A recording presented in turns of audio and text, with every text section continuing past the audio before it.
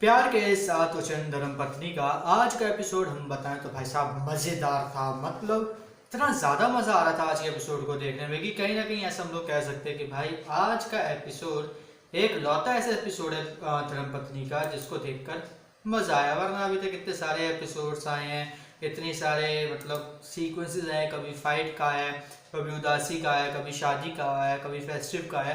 10 सारे ओकेजन हम लोगों ने कहीं ना कहीं देख लिए, लेकिन आज का जो था एपिसोड वो सीरियसली बहुत ज़्यादा मज़ेदार था। और सच में आज के एपिसोड को देखने में बड़ा मज़ा आया क्योंकि आज के एपिसोड में कॉमेडी बहुत ज़्यादा थी। और सबसे बड़ी चीज़ जो क्या कहते हैं जहाँ पत्नी में लैक हो रही थी इतने दिनों से, वो थी कॉमेडी। वो था एक ऐसा चेहरा या ये कहें कि एक ऐसी चीज़ जो हम लोग देखना चाहते थे, वो फरमान खान बहुत अच्छी तरीके से करते थे। तो हम लोगों को वो चीज़ आज देखने को मिली एंड सीरियसली मज़ा आ गया। तो एपिसोड की स्टार्टिंग होती है कि भाई रवि की काव्या के साथ शादी वादी हो रही होती है, सॉरी सगाई हो रही होती है।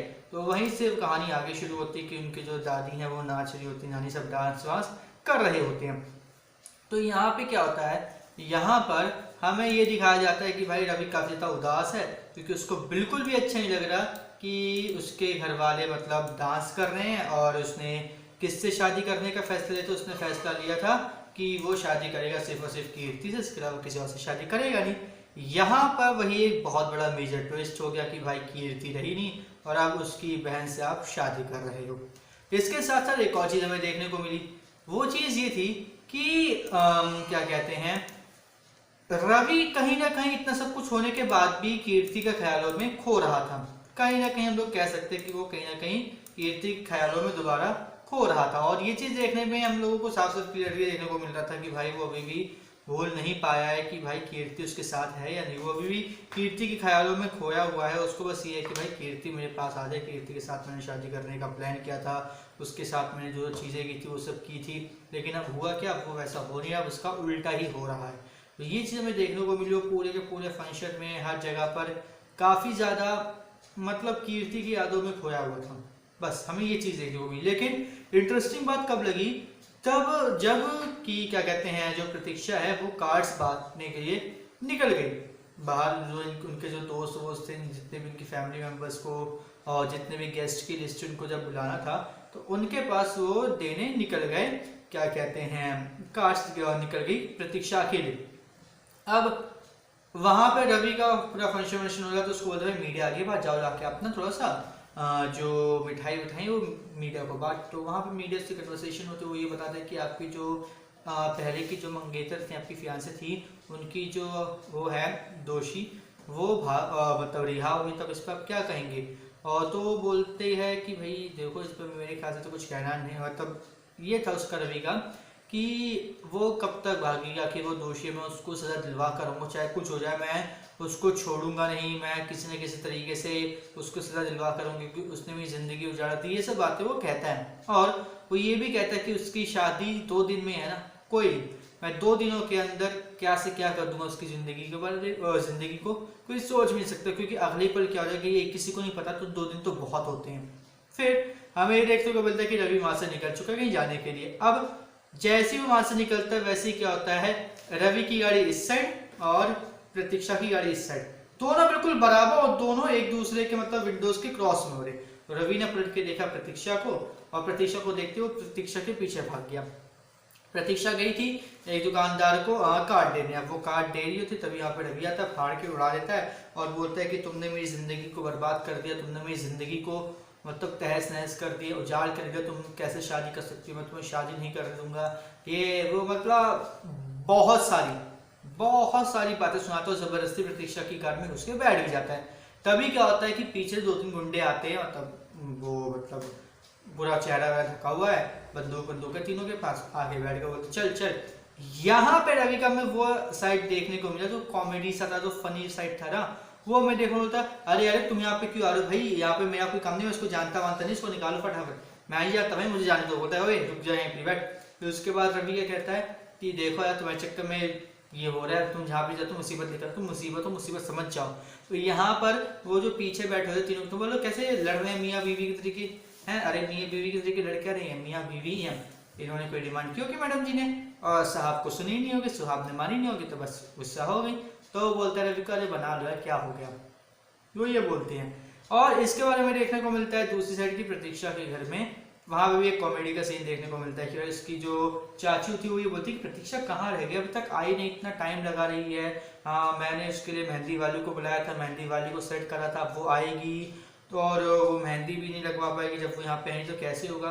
यहाँ पे वो जो उसकी बहन होती है पारुल, वो ये पूछती है कि आपने मतलब किस मेहंदी वाली को बुलाया, तो उसने बोले जो करीना कपूर की करती है ना मेहंदी, उसको बुलाया। यहाँ पे किंजल और पारुल दोनों खुश, ओ भाई साहब ऐसी बात है, क्या बात है। फिर वो पूछती है चाचा से कि सच में आपने करीना कपूर की मेहंदी वाली को बुलाया, तो बोलते हैं पागल है, करीना कपूर की मेहंदी वाली की सास की बहन की लड़की को बुलाया, इतना बड़ा रिश्ता निकाल देती है। और इस बात को सुन के क्या कहते हैं, वो दोनों के दोनों हंसने लग जाते हैं कि बताओ यार क्या बोल रहे थे, क्या हो गया। और फिर बोलती है कि देखो जो भी हो वो 1000 रुपये पर घंटे लेगी, अब वो आएगी जब प्रतीक्षा तब होगा, और मुझे सच में प्रतीक्षा का इंटरव्यू लेना चाहिए था, ना कि उस मेहंदी वाली से। तो इस बात को मतलब सुनते ही किंजल और पारुल हंसने लग जाते। दूसरी तरफ जो हमारे मल्हार साहब है, वो स्टेशन में बैठे बैठे ये सोच रहे होते हैं कि भाई 2 दिन बचे, बस 2 दिन बाद शादी है, फिर 2 दिन बाद जो प्रतीक्षा उसको घूंघट उठाने को मिलेगा, ये सब बातें वो सोच रहा होता है। लेकिन सपनों में क्या होता है, आती है प्रतीक्षा सपनों में, ठीक है, दूध लेकर आती है, मल्हार थोड़ा उतावला होकर बैठता है, जैसे उसका घूंघट उठाता है उसको वहां पर रघु मिलता है, और रघु एक डायलॉग मारता है, पता नहीं क्या डायलॉग था वो, मेरे दिमाग में आ नहीं रहा, वो डायलॉग बहुत ज्यादा फनी होता है, ठीक है, वो मारता है। और फिर क्या होता है, वो एकदम से उठ जाते हैं कि यार सपने में भी रघु आता है, भी रघु का फोन आ जाता है। अब हमें दोबारा दिखाया जाता है कि प्रतीक्षा और रवि फंसे पड़े और प्रतीक्षा गाड़ी चला रही है, इनके बीच में ऐसी फाइट हो रही है जैसे असल में मियाँ बीवी की होती है, और मियाँ बीवी ना भी हो तो भाई गर्लफ्रेंड बॉयफ्रेंड के बीच जिस तरीके से लड़ाई होती है, वैसी बिल्कुल रवि बिल्कुल चुपक के बैठा हुआ, बिल्कुल शांत सा, वो पीछे पूछे कि तुम्हारा नाम क्या है, प्रतीक्षा से बोलती मैं आपको नाम क्यों बताऊं, तो रवि बोलता अरे बता दो ना क्या हो गया, देखिए इनके हाथों में बंदूक है, तो बोलती मैं ऐसे किसी को नाम नहीं बताती। फिर रवि बोलता है तुम नहीं बताओगे, कोई नहीं मैं बता दूं, फिर वो पूरा नाम बता देगा। फिर उसके बाद क्या होता है, उसका हमें ये देखने को मिलता है कि रवि से उनका नाम पूछा जाता है, तो वहां पे क्या कहते हैं प्रतीक्षा है, प्रतीक्षा रवि का नाम बता देती है पूजा का पूरा। अब यहाँ पर क्या होता है, जब वो उन दोनों का नाम सुन लेते हैं, वो दोनों सबके सब जो पीछे ठग बैठे होते हैं बंदूक वाले, बोलते हैं ये इनकी जोड़ी बड़ी अच्छी लग रही है, प्रतीक्षा और रवि। फिर तब पूछा तुम्हारे किससे शादी होने वाली, जो मल्हार, बोले जैसे रवि हंसा था वैसे तीनों की तीनों से मल्हार, ये कैसा नाम है मल्हार, मल्हार तो बिल्कुल भी जच नहीं रहा, सूट नहीं हो रहा है तुम्हारे नाम के साथ, प्रतीक्षा के साथ कहाँ जा रही हो, तो तुम्हारे साइड में बैठे है ना हैंडसम, इसके साथ जाओ बढ़िया, वो जो है रवि इसके साथ तुम्हारा नाम बड़ा अच्छा लग गया, इसके साथ तुम अच्छी लगोगी। ये बात सुन के दोनों एक दूसरे को देखने लगते हैं, और कहीं ना कहीं ये सोचने जाते हैं कि बताओ ये ऐसा पहली बार भी हो चुका है कि भाई दोनों को लेकर ये कहीं ना कहीं दिमाग में आया है कि भाई इन दोनों की जोड़ी अच्छी, क्योंकि हम लोगों ने देखा जब वो रिंग लेने गए थे तब भी वहाँ पे एक ने उनको कपल समझ लिया था, उसके अलावा भी काफ़ी लोगों ने कपल बताया है, तो ये चीज़ ना कहीं उनके दिमाग में लग गई कि भाई फिर से हमें कपल बोला जा रहा है। लेकिन तब भी क्या है, तब भी जो प्रतीक्षा है, मतलब ये पहले होता है स्टार्टिंग में जब वो घुसते हैं तो ना उनको समझाया था कि आपने चोरी क्यों की, आपको चोरी नहीं करनी चाहिए थी, आपको ये नहीं करना चाहिए था, आपको वो नहीं करना चाहिए था, आपका ये आपका वो आपका ये आपका वो ये सब बातें करने लगती है।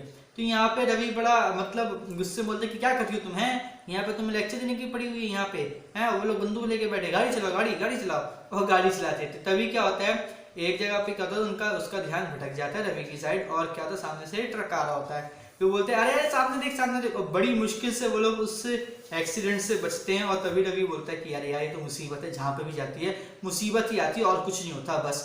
और इनकी ना जो प्यारी सी मीठी सी मतलब खटपट हमें जो देखने को मिलती है, वो भाई साहब बहुत ज्यादा मजेदार होती है, बहुत ज्यादा औसम होती है देखने में। मतलब आज का एपिसोड आप देखोगे ना तो टाइम कहाँ निकल जाएगा सच में समझ में नहीं आएगा। और अगर इसी तरीके से एपिसोड चलते रहे तो कहीं ना कहीं भाई ये जो शो है वो अपनी टीआरपी दोबारा पकड़ा लेगा, दोबारा टीआरपी लिस्ट में आ सकता है। जहाँ तक मुझे लगता है कि अभी तक तो रंग की टीआरपी गेन नहीं कर पाया, लेकिन अब ऐसा लगता है कि ये कहीं ना कहीं टीआरपी लिस्ट में टॉप 10 के अंदर तो आ ही जाएगा, इसी तरीके से चलता रहा शो। तो बाकी आपको आज का एपिसोड कैसा लगा हमें कमेंट करके जरूर बताएं, और इसी तरीके से धर्मपत्नी के आने वाले एपिसोड्स के रिव्यूज और कहानी जानने के लिए हमारे चैनल को सब्सक्राइब करें और बेल आइकन को दबा लीजिए ताकि आपसे मिस ना हो हमारा कोई भी लेटेस्ट अपडेट।